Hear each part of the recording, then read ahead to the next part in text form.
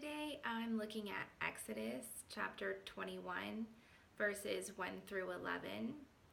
And here we have some of the first laws that God gave in detail to the Israelites, to Moses, on the mountain.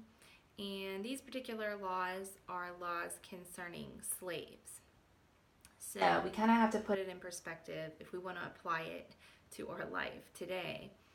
So let's just try and do that.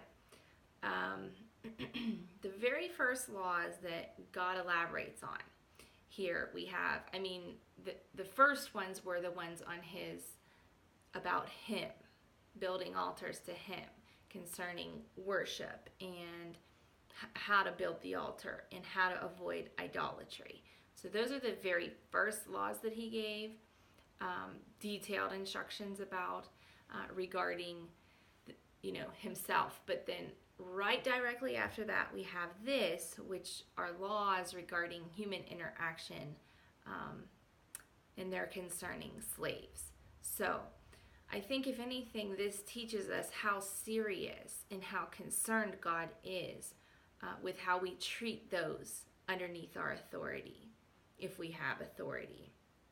And for the slave, or the person that is in submission or serving in under some authority, which I think most of us can relate to that, it teaches us that God cares. He is not overlooking abuse of authority or indecency given at the hands of authority, because the very first thing he tells his own people and instructs them on after he instructs them to worship him alone is concerning this very thing.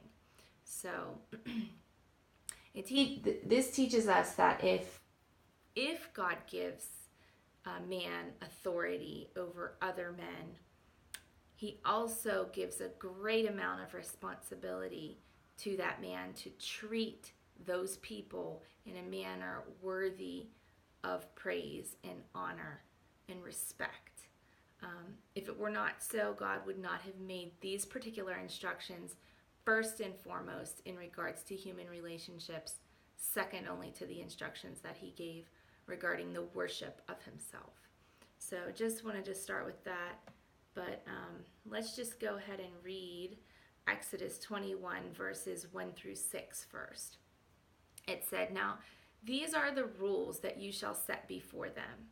When you buy a Hebrew slave, he shall serve 6 years, and in the 7th he shall go out free for nothing. If he comes in single, he shall go out single. If he comes in married, then his wife shall go out with him. If his master gives him a wife, and she bears him sons or daughters, the wife and her children shall be her master's, and he shall go out alone. But if the slave says plainly, I love my master, my wife, and my children, I will not go out free. Then his master shall bring him to God, and he shall bring him to the door or the doorpost. And his master shall bore his ear through with an awl, and he shall be his slave forever." Okay, so here we have some general instructions about slaves. 6 years was the term of slavery, and the 7th, the slave was to go free. If he was single when he began serving the master, he goes out single. If he was married, then he'll take his wife with him when he leaves to go free. But if in the course of that 6 years' time where he was serving the master, he is given a wife by the master, and the wife bears him children, so now he has a family, if that's the case, he can choose to leave and go free, or he can choose to stay with his family and become a slave indebted to this master forever.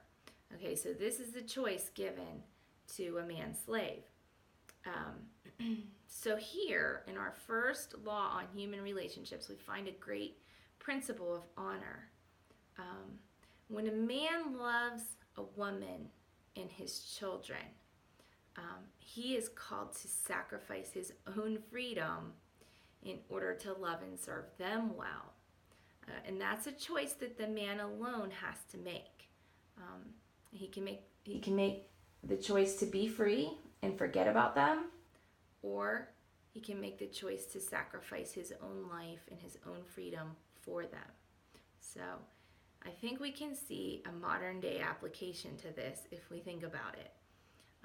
even though he himself is no longer bound, because his wife and children are bound, with or without him there, he has to be the one to make the personal sacrifice of love toward them. This ties right in with the overarching principle that we have here that's on display, which is that having authority carries with it a great weight of responsibility toward those who are underneath our care. Okay, whether it's the master or the boss of the servant that has that responsibility, or whether it's the man who was taken on a wife and children, and now he's responsible to take care of those wife and children. So both are the same to me. God cares about how we treat those whom he calls to be in submission under us. So men and masters, otherwise known as bosses today, if you have authority over women, if you're a man, or over people as a boss, consider this. Consider this carefully. There's a great responsibility to treat these people with love and respect, and to sacrifice freedom for them. Let's move on. Verses 7 through 11. When a man sells his daughter as a slave, she shall not go out as the male slaves do. If she does not please her master who has designated her for himself, then he shall let her be redeemed. He shall have no right to sell her to a foreign people, since he has broken faith with her.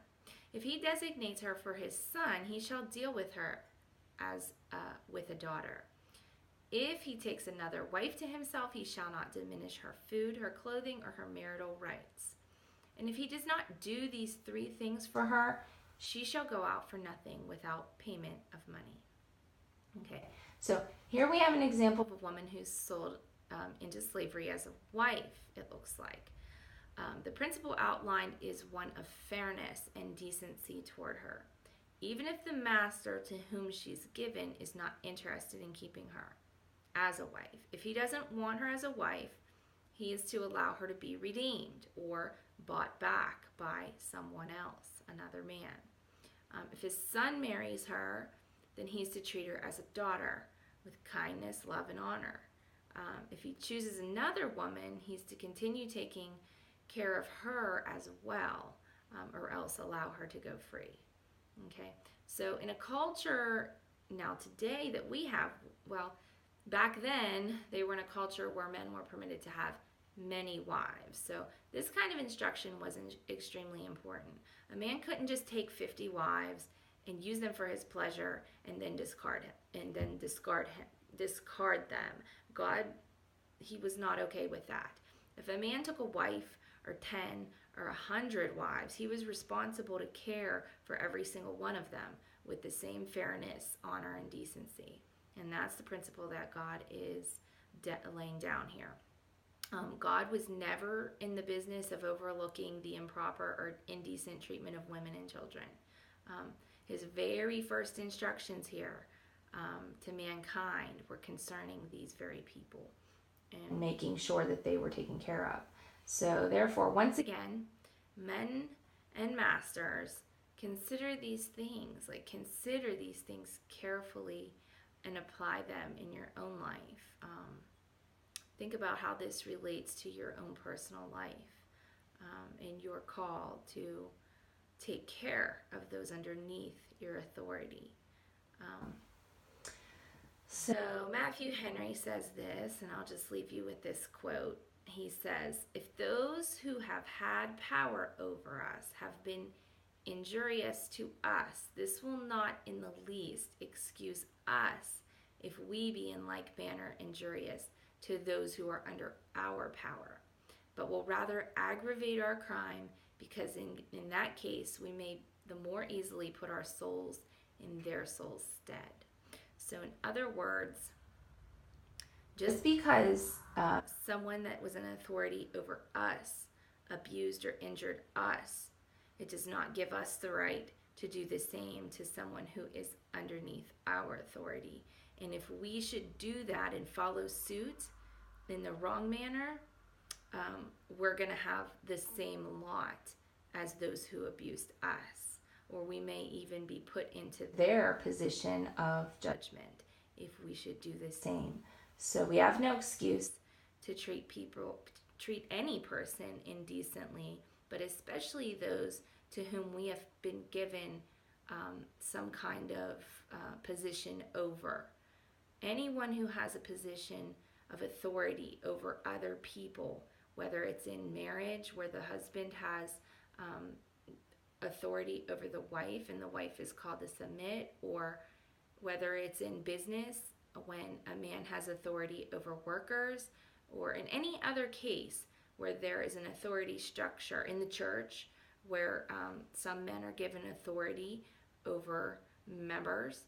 Whatever that structure is, there is never room for abuse of authority. We are to treat all servants, all people under authority, under our authority, if we have any, as decently and as fairly and justly as we possibly can. That is God's call. That is God's law over all of us. And so this passage, if you're the servant, if you're the one called to submit to a boss, to a husband, to a leader in the church, if that's you, then this should be comforting and encouraging to know that God's not okay. He doesn't overlook abuse of authority, and he is very concerned for you, because these are first and foremost instructions that he gives to all mankind right after telling us how to worship him.